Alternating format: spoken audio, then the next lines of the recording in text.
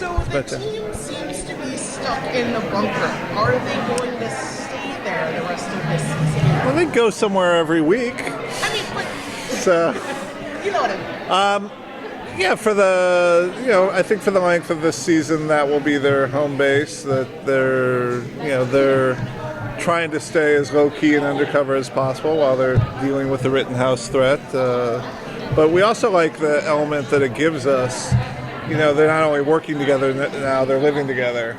And it allows different interactions that we never really had in the first season to be able to write towards. So we like that a lot. Fans are a little worried about the return of Jessica, Wyatt's ex-wife. What do you have to say to fans about the journey that Wyatt and Lucy are on this season? Well, we're going to screen the episode here that airs tomorrow night. So I don't think it's going to be a secret too much longer that there is a return of Jessica. It perhaps would have been nice if we could have kept that a secret for tomorrow night, but we're airing the episode today, and people will see it, and I doubt we can get 1,200 people to not say anything.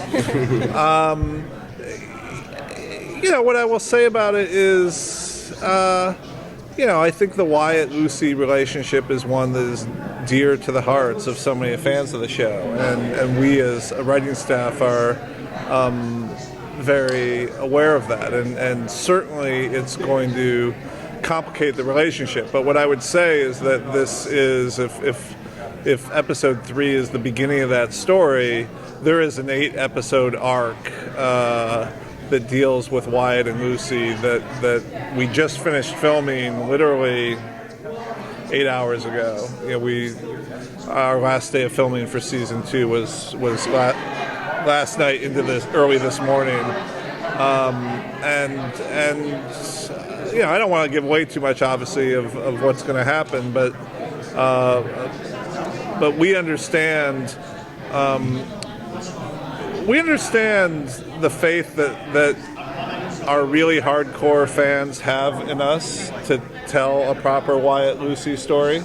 We understand the responsibility of that, and I think we have a good one for them.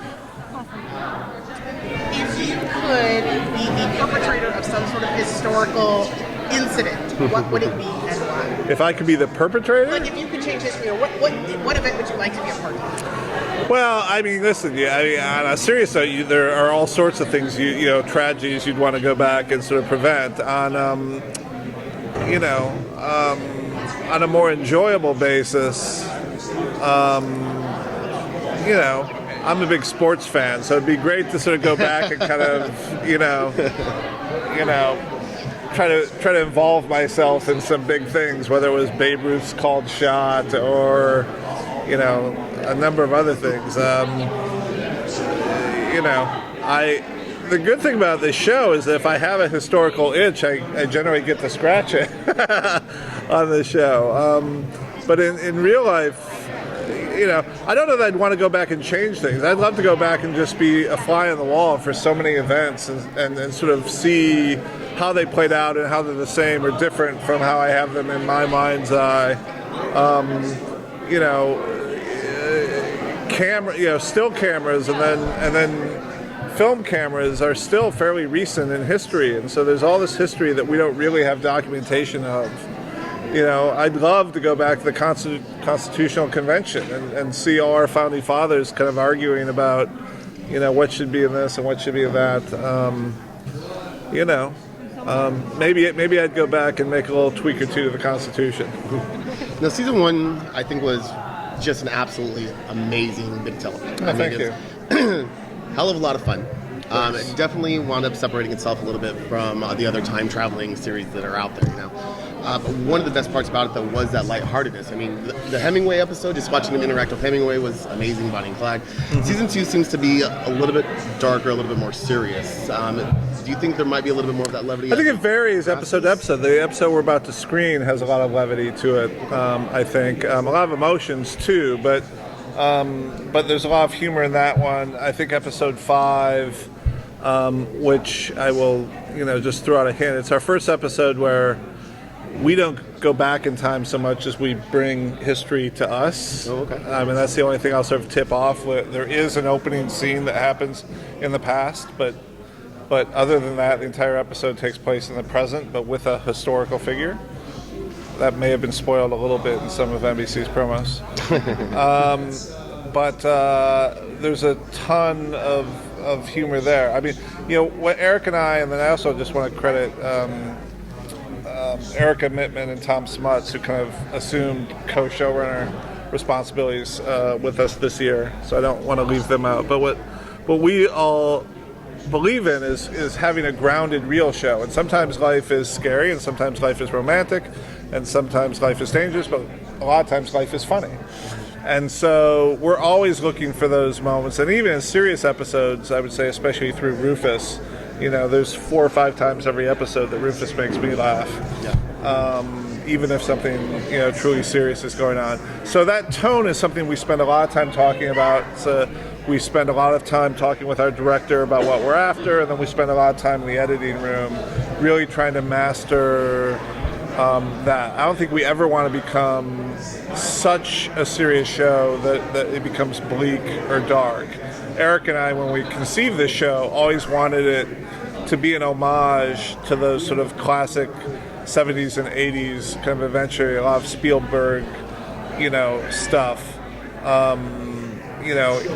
Raiders of the Lost Ark and E.T. and Back to the Future and the Goonies, and we've always wanted that show to be crowd pleasing in that way. And so I think some episodes will be darker than others will be lighter. We're about to screen one that, to me, I think has a lot of laughs in it, and we never want to lose that.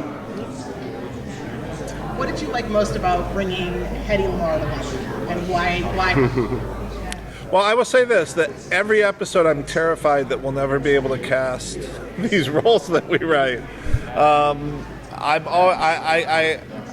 Each time I'm like, well, this is going to be the episode that we just can't manage to cast it properly. And of course, I'm spacing right now on the actress's name, but she really is tremendous in this.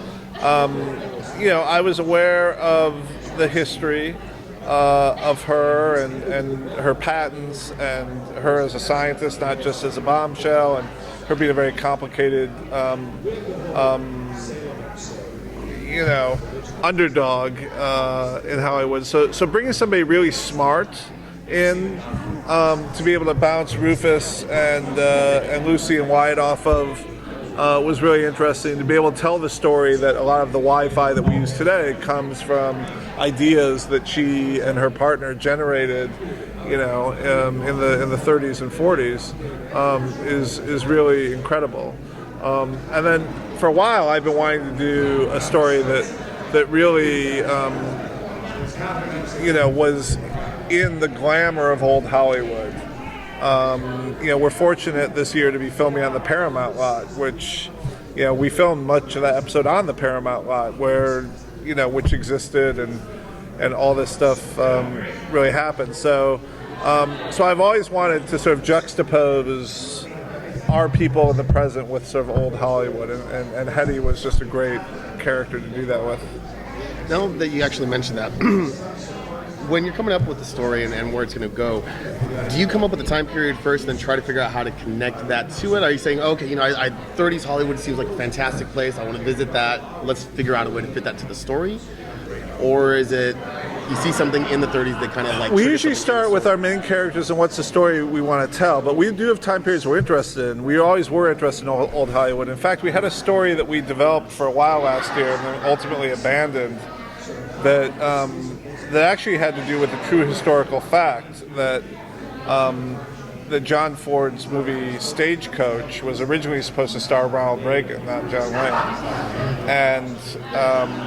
And we had a whole sort of thing about what we're going to do with the young Reagan and young John Wayne. And, well, no, Reagan's supposed to go on into politics. John Wayne's supposed to be the movie star, and Rittenhouse is going to screw with that and, sort of flip it. And, oh, my God, what's happening? And then we couldn't quite get that story right. But so that was definitely a place and time that we wanted to do. But usually we look at what is the emotional journey that our main characters are going through, and what's the right time period, and who are the right characters to intersect them with. So in this case, old Hollywood is one of the most romantic time periods you can imagine, and this episode sort of culminates in the sort of, growing Wyatt-Lucy attraction.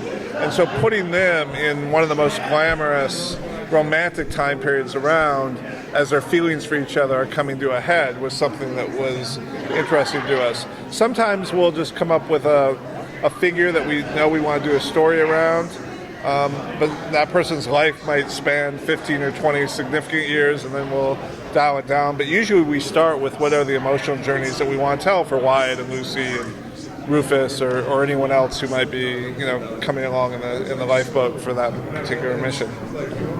Looking forward to. Thank you. I'll do one more. I'm looking forward to the end of this season. What are you able to tease about that finale? Is it going to be a closed ending or more of a cliffhanger? In a strange way, I would say yes to both. There is a cliffhanger element to it, but I think I'll also feel. I really don't want to say too much about it. It's a big one. I'm really, really happy with how that script turned out.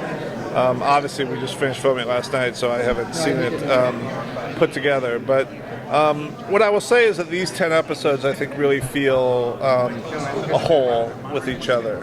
There is a beginning, a middle, and end to this 10-episode season as it relates to a lot of storylines. So I know that's vague, which is probably disappointing or not helpful, because I really don't want to give away too much. And even saying that no, there's finality or no, there's a cliffhanger, I think sort of gives a little too much information. There's elements of both. But I will say in general, Eric and I do take the attitude that you have to plan for success. And so, we didn't write what we thought might or should be a series finale. We wrote what we thought was the best episode to end season 2 and to launch us into a season 3. So, thank you, everyone. Thank you so much.